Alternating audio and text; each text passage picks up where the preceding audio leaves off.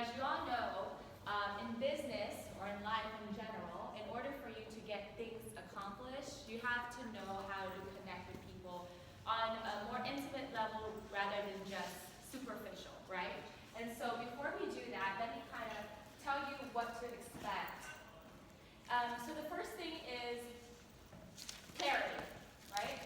Anytime I start a workshop, speaking engagement, anything that I do, I want to tackle all these things that we're about to talk about in every single event. So out of it is we want to have clarity. We want to have a clear picture where we are currently in our lives and our business using the principles we're about to teach today. Because you don't know what you don't know, right? So we want to make sure that we know exactly where we are, and then from there we can move forward. The next part is inspiration, right? A lot of times, in order for us to change our ways, we have to be inspired that, hey, there's something else better, right? Because a lot of us have been doing the same thing over and over again for many, many years, and until someone else shows us otherwise, we're not going, like a different idea that's going to make an impact to us positively, we're not going to change. Then we're going to talk about laws and principles. I'm not just talking about John Maxwell principles, I'm talking about universal principles, universal laws. Things that a lot of the most successful people live their life by. A lot of my laws and principles also come from the Bible. That's who I am. I'll tell you guys a little bit about what I do and why I do it in a second. The next thing is understanding. You could know it, you can have the book knowledge, but you have to understand and be able to apply it and make it plain, right? Make it simple. Because if you don't apply it, there's no use for it. Knowledge isn't really everything, right? It's being able to apply practical applications to our daily life. That's when we're going to start to see the impact. And then, I forgot how to click it. Okay. And then we have strategy. Okay. So now that let's go back. So understanding, then innovation, right? So as you all know, there's nothing new under the sun. Right? Everything has been done over and over again. The only thing that makes it different is the way they do it. So it's the same concepts, but different ways of applying it, and they're taking whatever we have, the resources we have now, and being able to do that. So innovation is key. Having a strategy, right? You got to have a plan. If you don't have a plan, it's not going to work. You can't just shoot from the hip, right? Although we know that you got to be flexible, and not everything goes according to plan, but you got to have a general understanding, kind of like a roadmap, and how to get to where you want to go. Accountability. We got to keep each other accountable. You got to keep ourselves accountable. One of the things, the biggest challenge, I think, for me in society is the fact that we don't keep the leaders, the business owners, our employees, everybody around us accountable. We just kind of turn the other cheek and be like, okay, I can see that. It's kind of status quo type of stuff. The goal here is to be able to challenge status quo, right? Challenge what we know, and see if there's any way we could do things to make it better. And then last is growth. After all of these, right, then we're going to start seeing growth in our personal life, in our business, in our community, the marketplace, and so forth. So what to expect? Relationships. This is, I think, our fourth session so far, so we do it once a month. We're taking a break during the summer. But ultimately, as you all know, as we will continue this journey, we're going to learn about each other, we're going to grow together, and we will develop relationships. And I have to add genuine relationships. One of the things that I don't like is where we are just another number, another business card. Ultimately, we truly want to know what impacts you and your life and your business, right? Respect. There will be conversations, and there will be things that we might not see eye to eye, and it's okay. We all have different viewpoints, but ultimately we have to understand that we have to respect one another's opinion, right? And then practical applications. I'm all big about making it relevant to today's society and to our lives. There's no sense of learning a bunch of wonderful things if you can't do anything about it. It's a waste of time and a waste of money, right? And last, challenge. We're going to be given a challenge every month, every session, and how to do things differently, and then we're going to keep each other and kind of check on how we did the past month for that particular challenge. Now, I know you're probably wondering, who the heck is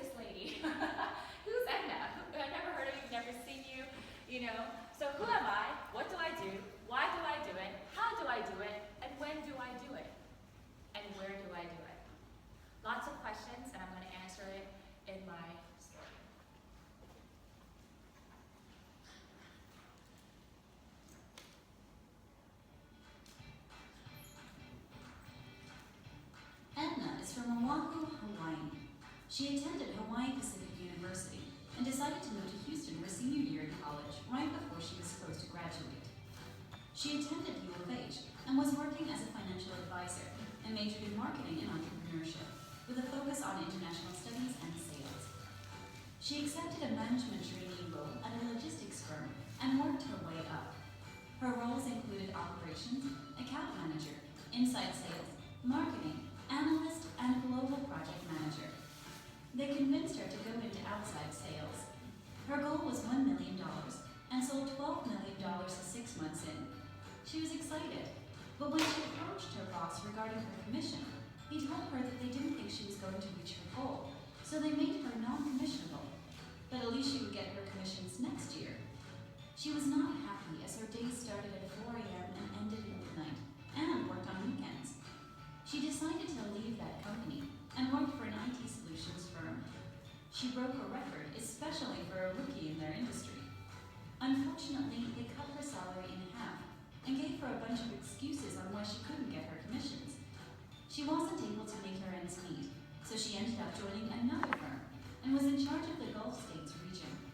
She was awarded the President's Club 6 months in, and management told her to stop working as they didn't have enough employees and resources to support the big opportunities she was bringing in.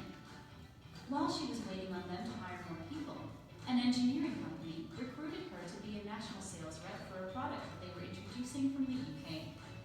She was breaking indoors left and right, and sold more of this product than the whole entire sales team the previous year. They promoted her to Director of New Business Development.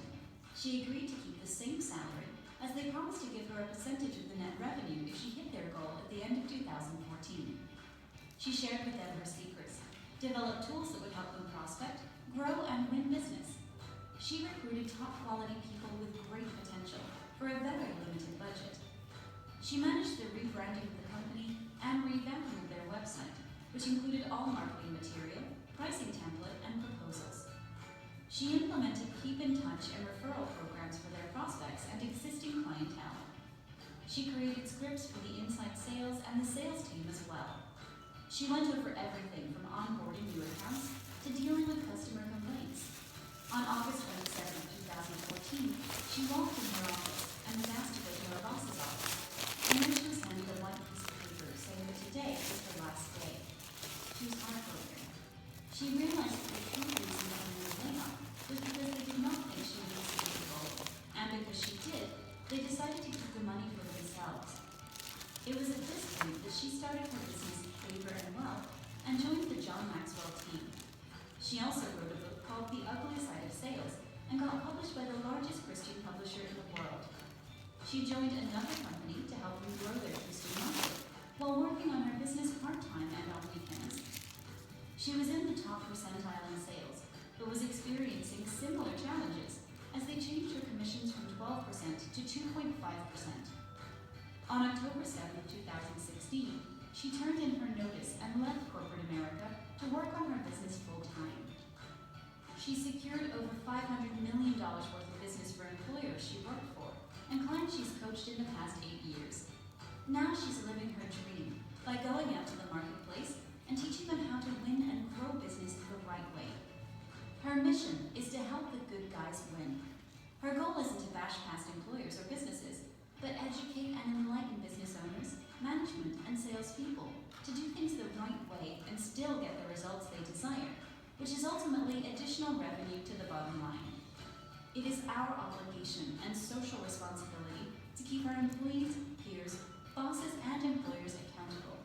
Or what else will our children's children look forward to? Do we really want to encourage them to cheat their way up the ladder, steal from others' hard work, destroy people's ambitions and dreams, and kill the work ethic of those who are doing their best to make a significant impact to the company? It's time for a change. Contact Edna today by visiting www.favorandwealth.com.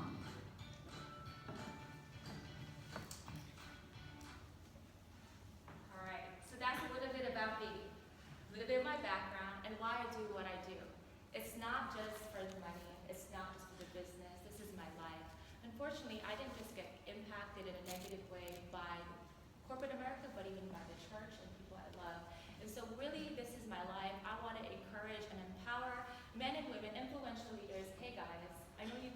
bottom line, but you can do it and still get the results you want. So I believe in this.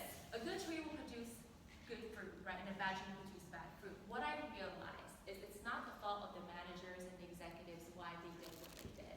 A lot of times it starts from the top, which is why I joined the John Maxwell team, right? Because developing leaders. And so what I do is I work with entrepreneurs, CEOs, business leaders of any type of corporation or church or whatsoever, and we work with them because at the end of the day, they're the ones who's gonna trickle down to the rest of the team. Times have changed. Unfortunately, we live in a society where employees look at people as commodity versus looking at them as assets. Do you guys agree? Yes. Somewhat? Yes. It's so true. So, this is what we're going to talk about today. So this is an overview of the program. The program is based on John Maxwell's book, Everyone Communicates, Few Connects. So these were the sessions. So we're on March 24th today. We're going to learn about connecting always requires energy. And typically what I do is I do a recap. Hey, how are you? The recap of the previous session, and then we'll go on to the next session. You good? Everything good? All right. Connecting is king, right? We no longer live in an information age. What do we live in, guys? A visual age, right? YouTube, everything is on the media. Facebook, everything is all what you see, what you see, what you see, what you see. So in order for us to connect with people, we have to understand the market that we're in, right?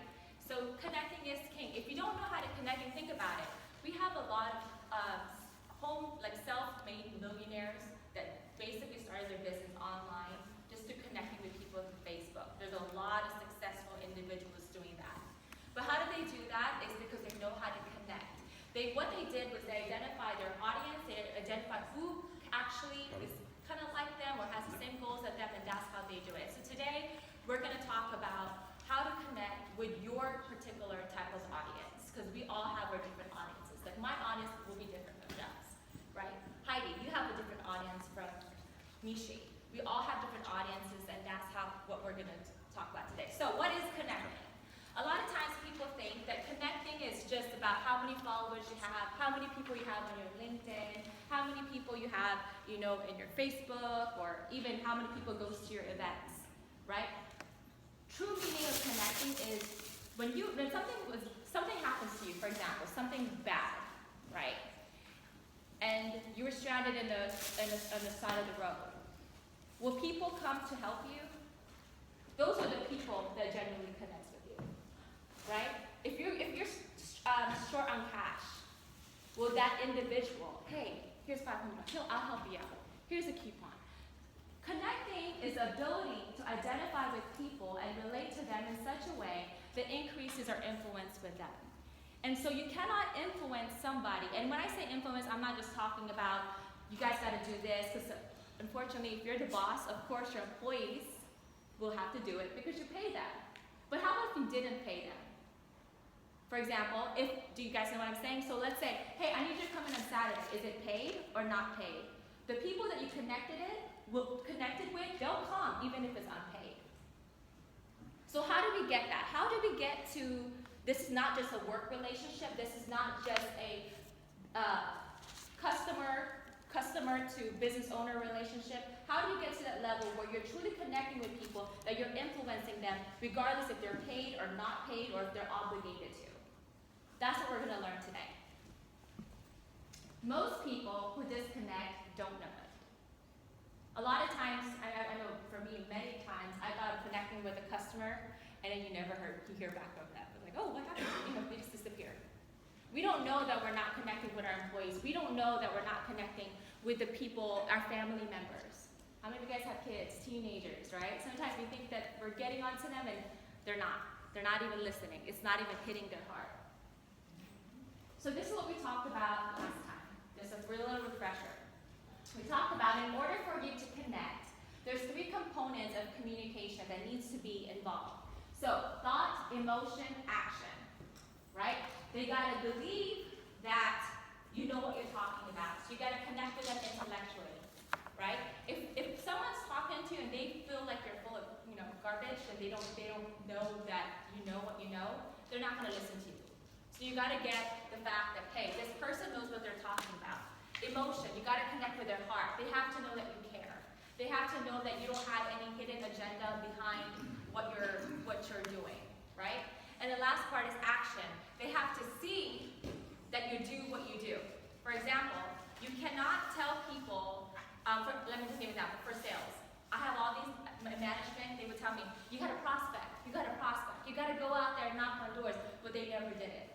And when I had opportunities, hey, let's cold call together, they never wanted to do it. They just wanted to sit behind the scenes and let me do the work. So I'm like, don't tell me to prospect if you're not prospecting yourself, right?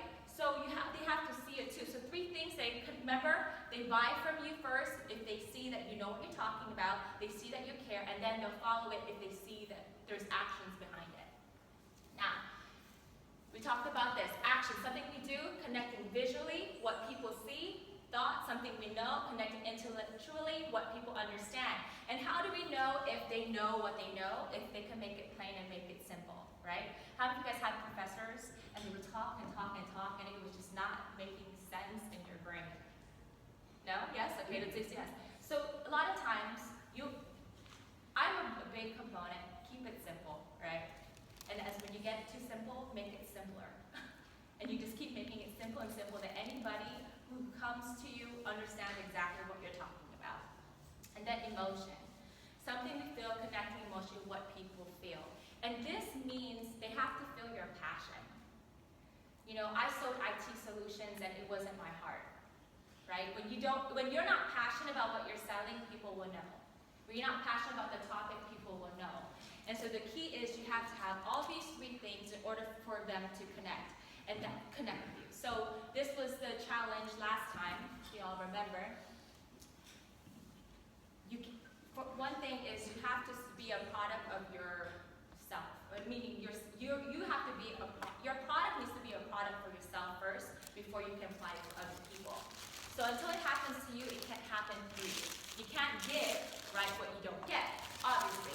So whatever's inside of you, whether it's positive or negative, people will feel it, right? So when you meet, you know what I mean, you come into a room, you talk to people, you'll just know if someone's demeanor is just not, you don't want to be around them, you don't want to be near them, you just want to be in and out, right? And then you have people that you don't mind sitting, talking with them, just hanging out with them, and just really just connecting with them because you got past that barrier, and it's because of their personal presence. I'm not going to reiterate what we talked about last time, but that's what we talked about.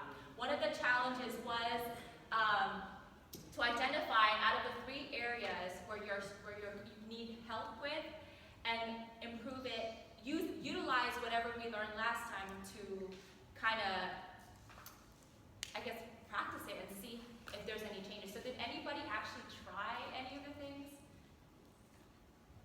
Tanya? The intellectual part I did. I read your book. Okay, so how did you, I got a lot out of it. I felt like I was giving back to myself as far as, my craft. And Yes. so, and I've been able to implement several things through it, and it just gave me a fresh perspective on what I do. right, So in that capacity, I feel like I did take on a little bit of that challenge. yes, it does.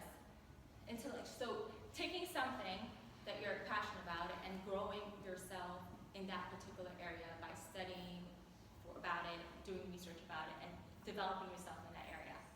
All right. Anybody else? Okay. Principle number 4. This is the meaty part. Okay. Connecting always requires energy. You see this, guys? It's around the clock. It doesn't stop. Whatever you're doing is either going to help you connect with people or it's not going to help you connect with people, regardless of what you're doing. So for example, what you wear, right? What you wear. You could be at Walmart. Regardless if your audience is 1 or audience is 300, they're sizing you up. Just like right now, y'all are sizing me up, right? And that's normal. That's just human nature. So wherever we go, right, people are sizing you up. And so everything you do, whether if it's in the football game or if it's, at a business networking, it doesn't matter what it is, people are sizing you up. And what you're doing, what you say, what you're thinking, what your really it's what you say, what you do, what you wear, all that stuff. It's helping them connect with you or not connect with you. Okay? So these are my coaches and mentors. I actually hired my first coach at 19 years old. I was still in college and everyone thought I was nuts. They're like, you're crazy, you're still in college? You know, I hired Kathleen Klein. She was a career coach, and she actually coached a lot of the executives. And so I would go to these meetings, I would just learn from these executives and CEOs and pick questions, and I was only female, I was a young, Asian, and literally, I learned so much from that, and by the end of my senior year, I had 6 offers that was double what my next peers, my peers was making. Why? Because I had coaches. Now, so I beat myself by Les Brown, you're all familiar with Les Brown. Kylie Doll, of course, you all know John Maxwell. This is the bunch of coaches. So there's a mind coach here, there's a finance coach, a speaking coach. Tim Walker, he worked with Zig Ziglar. A lot of the professional speakers. I'm more focused on my speaking side versus anything else because that's really my heart. You could reach more people through speaking, writing, your books, right? Versus one-on-one. So that's what I like. But my point is, since 19 years old, that's 14, I'm 33, so 14 years of coaching and mentoring, reading a lot of books. When I first went into sales, I Googled the top 10 sales reps in the world, and I've read all their books, okay? All their books. Augmentino, the classics, right? I've read all of that. Think Rich, Grow Rich, I've read that. And that's what helped me stand apart. But what am I saying? I didn't get to where I am now, and you guys can get to where you are now, it just happened. I wish. You can't just turn a switch and oh, here we go. I invested a lot of time, a lot of money. I pay for these guys. I don't, it's not free, right? Invested a lot of money to be mentored by the best of the best so I could learn from their mistakes and be better at what I do. Because I understand that I can't give what I don't receive, right? And so from there, I just kind of grew. So my point is, and even like books, right? Let's say you can't afford it, because in the beginning I didn't have that much money where I could afford to hire these guys. So I read their books. That's like them mentoring you, right? And so, what's my point? So look at this John Maxwell. Believe it or not, when he speaks, right? There's a lot of preparation that goes behind that. There's a science behind it. So he knows he needs to come up with 44 minutes of personal stories, 11 minutes of teaching, give it 10 minutes, 46 seconds of hypothetical examples. He has laminated cards. So imagine for that 1 hour or 1.5 hours of speaking to corporations and so forth, he literally times it, and he taught us how to do it where it's like that. You see how it has like there's a science behind it. People think that they just wing it. No.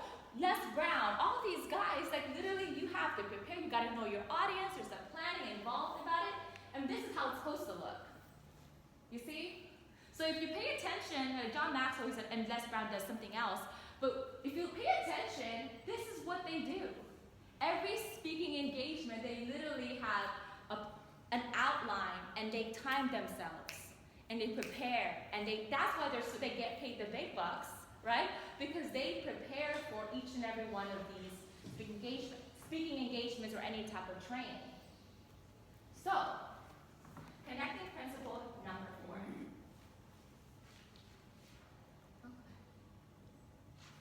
What are the 4 sins of a communicator? What is something that you absolutely must not do if you really want to connect with people when you're communicating with others? The first one is you don't want to be unprepared, right? You don't want to be uncommitted, uninteresting, and uncomfortable. If you notice, 3 out of the 4 requires energy, right? If you're uncommitted, meaning, there's sometimes, like for example, I'm a chapter president for the National Association for Professional Women in the Woodlands. And there are a lot of people that joined my board, my members, my board team, because they wanted the title. And they knew there was a lot of people that was connected. We had 1,800 people in my chapter. But when they saw that there was a lot of work involved, they just kind of started falling down because they realized, hey,